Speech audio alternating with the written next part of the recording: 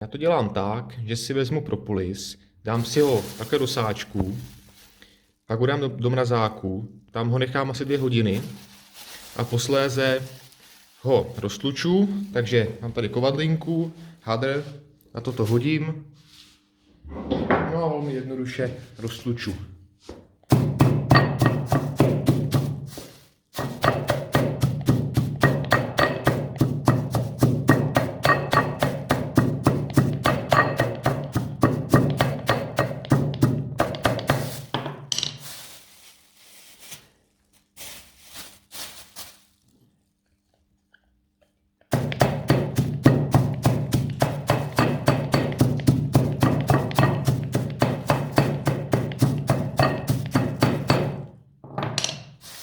No a posléze ho naložím do lihu 80% a nechám louhovat 10 dní.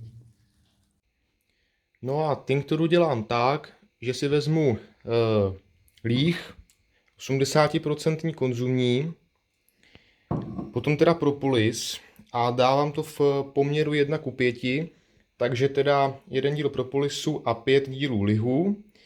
Takže se tady navážím v tomto případě 100 gramů lihu a zde je 20 gramů propolisu.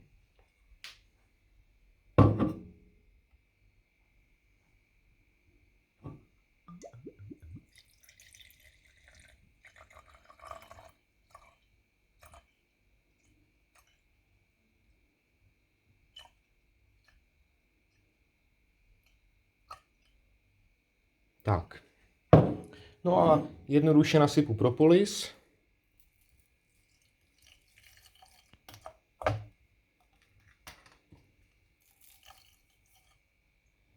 Je to přibližně těch 120, přesně 120 gramů. No a zavřu. No a protřepu.